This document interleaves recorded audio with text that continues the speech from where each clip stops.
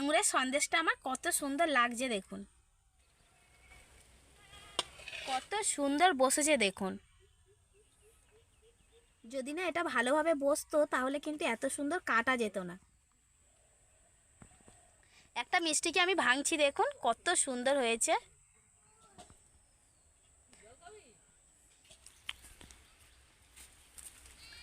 নমস্কার বন্ধুরা, কাকলির রান্নাঘর উইথ ভিলেজ ফুডে সবাইকে স্বাগত জানিয়ে আজকের আমি প্রতিদিনের মতো সম্পূর্ণ নতুন এবং সহজ একটি রেসিপি আপনাদের সাথে শেয়ার করব।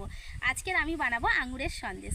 বন্ধুরা, আপনারা হয়তো অনেক রকম সন্দেশ খেয়েছেন বা নামও শুনেছেন, তবে আজকের আমি বানাবো আঙুরের সন্দেশ। আর এই সন্দেশটা খুবই সুস্বাদু হয় এবং যে সকল বাচ্চারা আঙুর খেতে চায় না তাদের জন্য তো ভীষণ উপকারী হয়। আপনারা প্লিজ আজকের রেসিপিটা প্রথম থেকে শেষ পর্যন্ত দেখবেন, তাহলেই বুঝতে পারবেন বাড়িতে কত সহজে আঙুরের সন্দেশ বানিয়ে ফেলা যায়। আর যে সকল বন্ধুরা এখনো পর্যন্ত নতুন তারা কিন্তু আমার নিত্যদিনের রেসিপিগুলো দেখার জন্য অবশ্যই চ্যানেলটিকে সাবস্ক্রাইব এবং ফেসবুক পেজ থেকে দেখলে ফলো করে রাখতে পারেন। তাহলে চলুন বন্ধুরা, আজকে রেসিপিটা শুরু করা যাক। এই রেসিপিটা কিন্তু খুব কম উপকরণে এবং খুব কম সময়ের মধ্যে কিন্তু বানানো যায়। আর আজকে রেসিপি বানানোর জন্য আমি এখানে 1 কেজি আঙুর নিয়ে নিয়েছি। এখন কিন্তু বাজারে খুবই আঙুর পাওয়া যাচ্ছে, মানে বলতে পারেন ভীষণ, যেদিকে তাকাচ্ছি সেদিকে শুধু দোকানে দোকানে আঙুর। আপনারা কিন্তু আঙুরের পরিমাণটা কমিয়ে বা বাড়িয়ে নিতে পারেন, তবে কিন্তু একটা জিনিস লক্ষ্য রাখবেন, বাজারে এখন 2 ধরনের আঙুর পাওয়া যাচ্ছে। আমি তো দেখলাম একটা দোকানে 2 ধরনের আঙুর, একটা দেখবেন ছোট ছোট গোল গোল, আর একটা দেখবেন এরকম লম্বা লম্বা আর বড় বড়। কালারটা দেখছেন কত সুন্দর, মানে উজ্জ্বল একটা কালার। আর আপনারা যদি এই রেসিপিটা বানাতে চান তাহলে এই রকম ধরনের আঙুরটা নেবেন। এই আঙুরগুলো না মিষ্টি হয়, আর এই আঙুরের সন্দেশ বানালে কি হবে, সন্দেশটা খেতেও খুব ভালো লাগবে আর মিষ্টি হবে।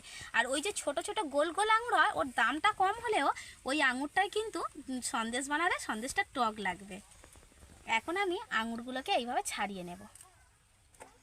আঙুরগুলোকে ছাড়িয়ে ছাড়িয়ে কিন্তু এরকম জলে দিয়ে দেব। জলে দিয়ে আঙুরগুলো ভালো করে ধুয়ে নিতে হবে, কারণ আঙুরের গায়ে কিন্তু প্রচুর ধুলো ময়লা লেগে থাকে।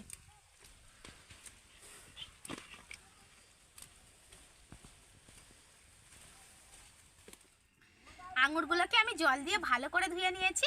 এবার আঙুরগুলোকে আমি একটা মিক্সির জারের মধ্যে ভরে নেব।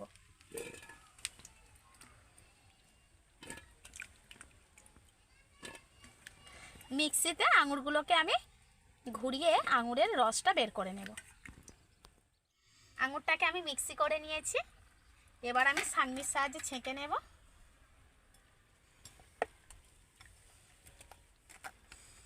আঙুরের যে খোসাগুলো থাকে, খোসাগুলোকে কিন্তু এইভাবে ভালো করে ছাঁকনির সাহায্যে ছেঁকে নিতে হবে।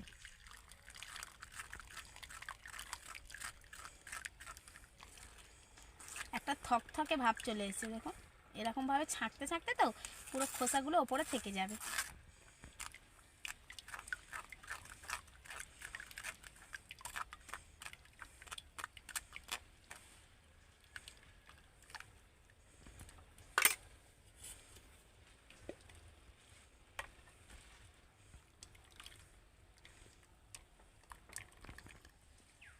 আঙুরের ছিবড়েগুলো দেখুন কতটা বাদ গিয়েছে, এগুলোকে আমি ফেলে দেব। আজকের আমি পুরো রেসিপিটা এই কাপের মাপে আপনাদেরকে দেখিয়ে দেব। আপনারা যে কোনো কাপ বাটি নিতে পারেন, তবে মাপটা কিন্তু একই রাখবেন। আমি এই কাপের মাপে 1 কাপ কিন্তু কর্নফ্লাওয়ার নিয়েছি। আপনারা কর্নফ্লাওয়ার বদলে অ্যারাউন্ডও নিয়ে নিতে পারেন। কর্নফ্লাওয়ারটা এখন বাটির মধ্যে দিয়ে দেব। এই 1 কাপ কর্নফ্লাওয়ারের জন্য আমার কিন্তু 3 কাপ আঙুরের জুস দিতে হবে।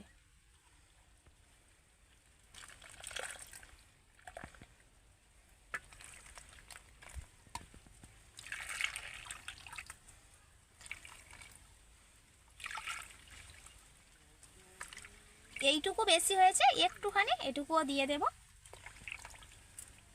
এবার আমি খুব ভালো করে একসাথে মিক্সড করে নেব। আপনারা কিন্তু এই মাপটা লক্ষ্য রাখবেন যে 1 কাপ কর্নফ্লাওয়ারের জন্য কিন্তু 3 কাপ আঙুরের জুস দিতে হবে।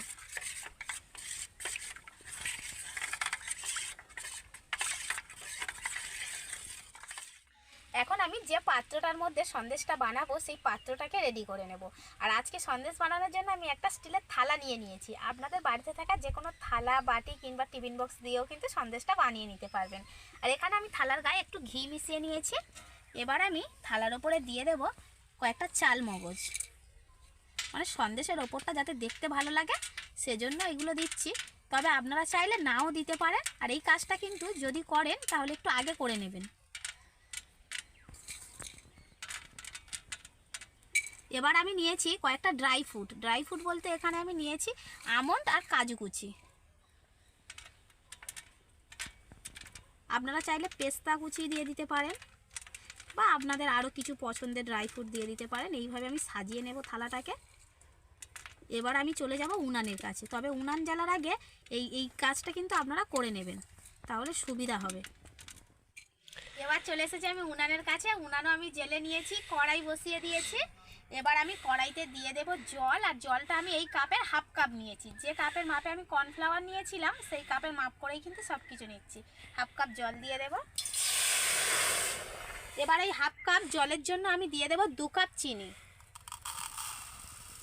এখানে এই মাপটাও কিন্তু সঠিক রাখতে হবে।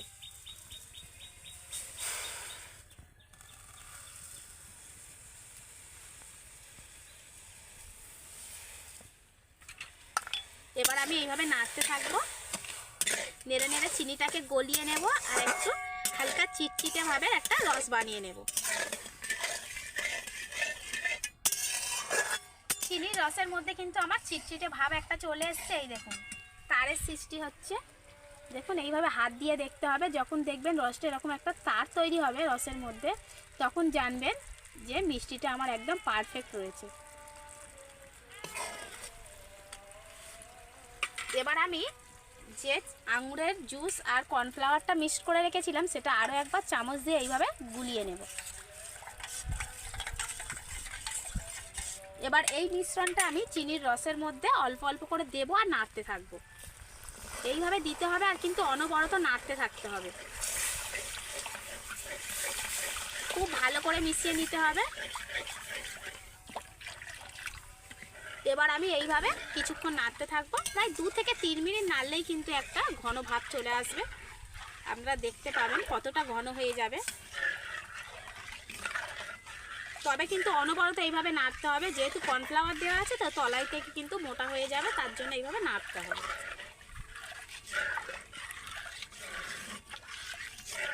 খুব বেশি না, মিনিট 2 নাড়তে হবে। ব্যাটারটা কিন্তু আগের থেকে অনেকটাই মোটা হয়ে যাচ্ছে, এমনি থেকেই দেখা যাচ্ছে। এইভাবে অনবরত নাড়তে হবে। কতটা ঘন হয়ে যাচ্ছে দেখুন।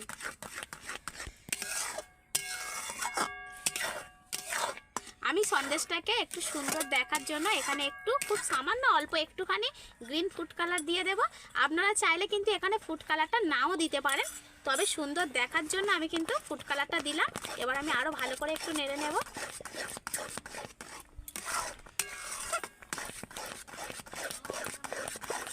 ফুড কালারটা দিয়েও কিন্তু খুব ভালো করে এইভাবে নাড়তে হবে অনবরত।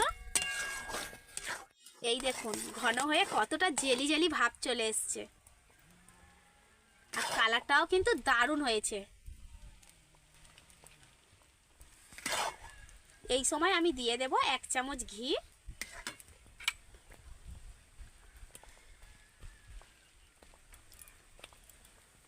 আবারও একটু নেড়ে নেব। আর এই সময় কিন্তু উনানের আঁচটা একদম কমেতে রাখতে হবে।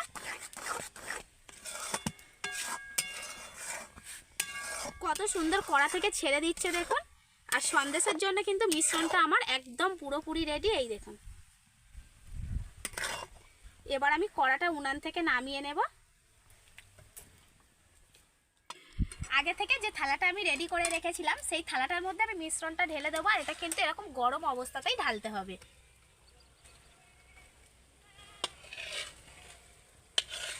ঠান্ডা হয়ে গেলে কিন্তু মিশ্রণটা জমে যাবে, তার জন্য এরকম গরম অবস্থাতেই ঢেলে নিতে হবে। এবার আমি থালাটাকে এইভাবে একটু ঝাঁকিয়ে দেব।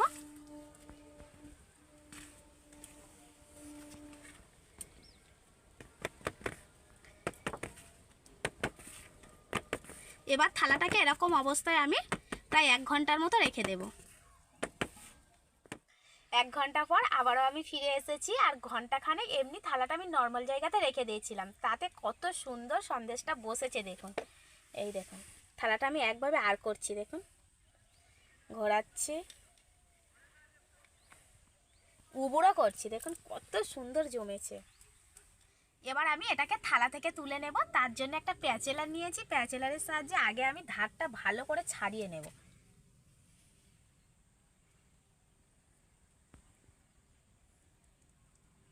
এই দেখুন এইভাবে ধারটা ছাড়িয়ে নেব, আর কত সুন্দর থালা থেকে ছেড়েও যাচ্ছে।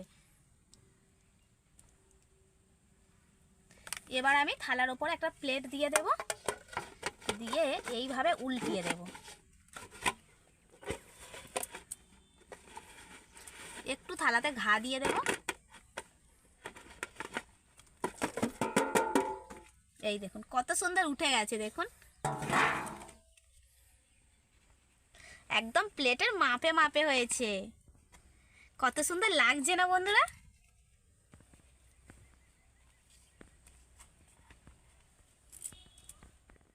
এবার আমি এটাকে পিস পিস করে কেটে নেব। আপনারা নিজেদের পছন্দ মতো মাপ দিয়ে কেটে নেবেন এইভাবে।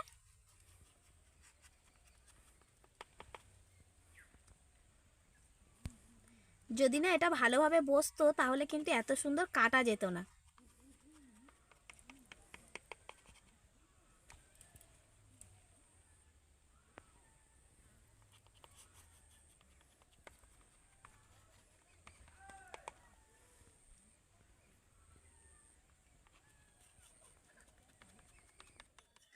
সবগুলো আমি টুকরো টুকরো করে কেটে নিয়েছি, আর কত সুন্দর লাগছে দেখুন। এই দেখুন আমি প্লেটটা নাড়াচ্ছি, দেখুন দারুণ লাগছে না? আর এগুলোকে কিন্তু শুধুমাত্র আপনারা আঙুরের সন্দেশ না বলে আঙুরের বরফি, আঙুরের মিষ্টি কিংবা আঙুরের হালুয়াও বলতে পারেন।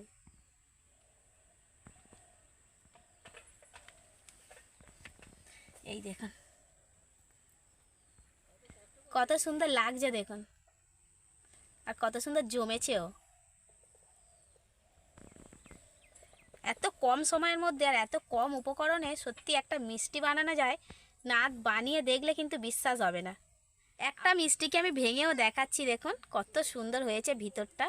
বাইরেটা যেমন সুন্দর দেখতে, ভিতরটাও একদম অপূর্ব। আপনারা কিন্তু আঙুরের সিজনে এরকম আঙুর নিয়ে সুন্দর একটা মিষ্টি বানিয়ে বাড়ির সবাইকে খুশি করতে পারবেন। আপনারা বাড়িতে অবশ্যই করে আঙুরের সিজন থাকতে থাকতে আঙুরের এই মিষ্টিটা ট্রাই করবেন এবং বাড়ির সবাইকে খাওয়াবেন, ভীষণ ভালো লাগবে। আর আমার আজকের এই আঙুরের মিষ্টির রেসিপিটা আপনাদের ভালো লাগলে অবশ্যই লাইক, কমেন্ট, শেয়ার, সাবস্ক্রাইব এবং ফলো করে আমার পাশে থাকবেন। আজকের মতো এখানেই শেষ করছি। সবাই ভালো থাকবেন, সুস্থ থাকবেন।